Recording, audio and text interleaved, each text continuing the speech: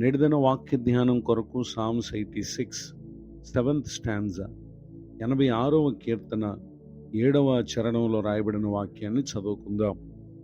నీవు నాకు ఉత్తరమిచ్చు వాడవు గనుక నా ఆపత్కాలమందు నేను నీకు మొరపెట్టెదను.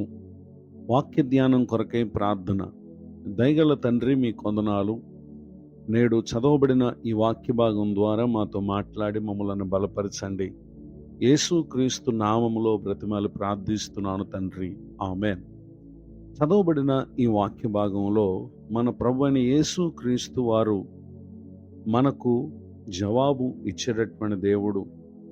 ఎవరైతే తమ ఆపత్కాలమందు దేవునికి మొరపెట్టువారుగా ఉంటారో నిశ్చయంగా పరిశుద్ధాత్మ దేవుడు మనకు జవాబునిచ్చేటటువంటి వారు.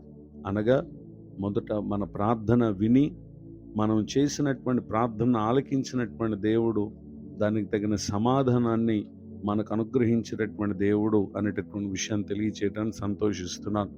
పరిశుద్ధ గ్రంథంలో రాయబడిన ఒక సంఘటనను మనం పరిశీలన చేసినట్లయితే 2nd Book of Chronicles chapter 20 verse 12, 2వ దినవృత్తాంతములు 20వ అధ్యాయము 12వ వచనం. మా దేవా, నీవు వారికి తీర్పు తీర్చవా? మా మీదకు వచ్చు ఈ గొప్ప సైన్యముతో యుద్ధం చేయుటకును మాకు శక్తి చాలదు, ఏమీ చేయుటకును మాకు తోచదు, నీవే మాకు దిక్కు అని ప్రార్థన చేశాను.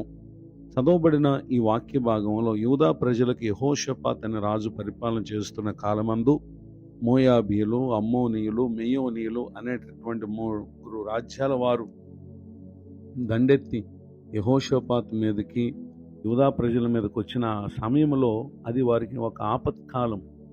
ఆ సమయమందు వారు చేసినటువంటి పని ఏంటంటే దేవునికి మొరపెట్టారు. నిశ్చయముగా దేవుడు వారి ప్రార్థన విని తన సేవకుని ద్వారా వారిని ఆయన బలపరిచారు. భయపడకుడి, జడియకుడి, యుద్ధం మీరు కాదు, దేవుడే జరిగించును అని చెప్పి మాట్లాడిన తర్వాత యెహోషాపాతు అలానే యూదా వారు, యెరూషలేము కాపురస్తులందరూ కూడా ప్రభువు సెలవిచ్చినటువంటి మాట చొప్పున వారు గొప్ప శబ్దముతో ప్రభువును స్తుతించుటకు గాను ఆయన యుద్ధ పంక్తులు తీరి నిలవబడుడి అని తెలియపరచగా ఆ విధముగా వారందరూ నిలవబడి యెహోవా కృప నిరంతరం ఉండును, ఆయనను స్తుతించుడి అని వారు దేవుని స్తుతిస్తూ ఉండగా ప్రభువు వారు ఎవరైతే వీరి మీదకి శత్రువులుగా వచ్చారో వారి నిమిత్తమై ఆయన మాటుగాండ్రను పెట్టారు. కనుక వచ్చినటువంటి శత్రువులందరూ కూడా హతులైపోయినటువంటి విషయాలను ఆ తర్వాత వచనాల్లో మనం చూస్తాం. ఈ మాటలు వింటున్నటువంటి నా ప్రియ సహోదరి సహోదరులు, సమస్య ఏ విధమైనదైనప్పటికీ మనము దేవుని యొద్దకు వచ్చి మొరపెట్టినప్పుడు ఆయన మనకు ఉత్తరం ఇచ్చేటటువంటి దేవుడు. అనగా నిశ్చయముగా ఆయన యొద్ద మనకు జవాబు కలదు, మేలు కలదు, ఆశీర్వాదం కలదు, సమాధానం కలదు, సంతోషం కలదు, విడుదల కలదు. ఇలా ప్రతి ఆశీర్వాదం ఆయనకు మొరపెట్టేటటువంటి వారికి ఆయన ఆలకించి వారికి జవాబునిచ్చినటువంటి దేవుడై ఉన్నారు. నాడు యెహోషాపాతుకు, యూదా ప్రజలకు మేలు చేసిన దేవుడు. ఈ మాటలు విన్నటువంటి మనము ఆయనకు మొరపెట్టగా ఆయన యుద్ధం నుండి జవాబును పొందుదము గాక, ఆమేన్. ప్రార్థన. కృపగల తండ్రి, మీ కొందనాలు.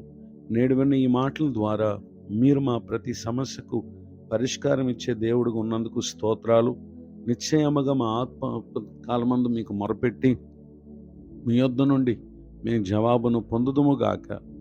కృంగిన వారిని, దుఃఖితులను, వేదనలో ఉన్న వారిని ఆదరించండి. దైవ సేవకులను, వారి కుటుంబాన్ని, సేవా పరిచయం దీవించండి. యేసుక్రీస్తు నామమున ప్రతి బలహీనతలో ఉన్న వారికి విడుదల కలుగునుగాక, స్వస్థత కలుగునుగాక. వారికి ఉన్న ప్రతి బాధ నుండి పరిశుద్ధాత్మదేవ మీరు విడిపించుదురుగాక. యేసుక్రీస్తు నామములో బ్రతిమాలి ప్రార్థిస్తున్నాను తండ్రి, ఆమేన్.